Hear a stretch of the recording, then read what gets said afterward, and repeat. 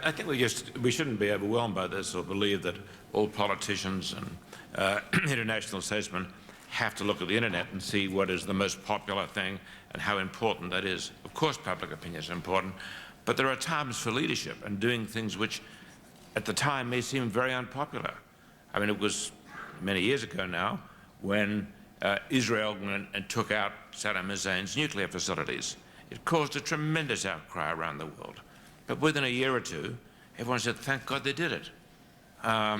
People, there still has to be leadership. We see it in many countries when people when leaders believe in something and are very sure of it and do it and they're condemned for it, and then public opinion comes around later. What do you think would happen? So, we shouldn't just all lay down and say, look, here's the internet, we've just got to poll the internet. No, I fully agree. I just try to emphasize that there are some dangers in this world of answering to the public opinion.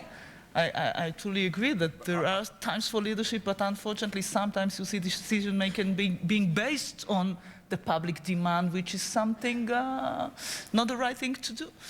I agree with that. I mean, politics surely is not walking into the room, gauging what people think and then telling them back what they actually think and saying that's now your committed view. But it's actually recognizing what the problems are and then going out and trying to persuade people on the basis of understanding what the problems are. And I think the big issues are not being properly addressed at the moment. I don't think we've found a vehicle for business and government to actually put the views on the big issues. I think, as I say, we're very behind the curve in relation to how the general decision-making system reacts to this new power. We've got many, many ways where people can get their views across, they can say what they want, when they want, as they want it, and that's absolutely great. And it's a total transformation in the way things are going to be in the future. But we have got to respond, and you've got to be able to debate the big issues and lead by saying, this is where I stand on globalization or Al-Qaeda or in Iraq or in Afghanistan. This is where I stand. But you've got to have the debate to win people to your point of view. You cannot avoid the debate anymore. You can't just announce a decision top down.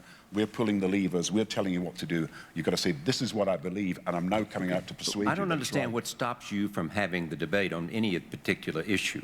I mean, why you can't, from the leadership position in government, if it's about the economy, or if it's about the war, or you can't engage with the bully pulpit you have, and media is by definition going to be responsive to the agenda that you want to talk about. And that is how politics is changing now. I think politics will be in future about the big issues and not about the small issues. I think it will be about debating at a global level and not just a national level where we go.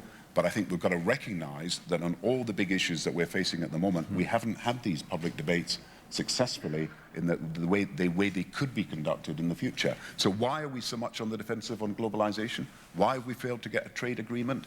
Why can't we persuade people about the wisdom of what has been done in Iraq? Why can't we actually get the moderates separated from the extremists in the Muslim world so successful? Because we haven't gone out and had that debate. But isn't that just leadership, which Rupert was talking about? And that's why I say that's what's going to happen. That's what's going to happen in the future.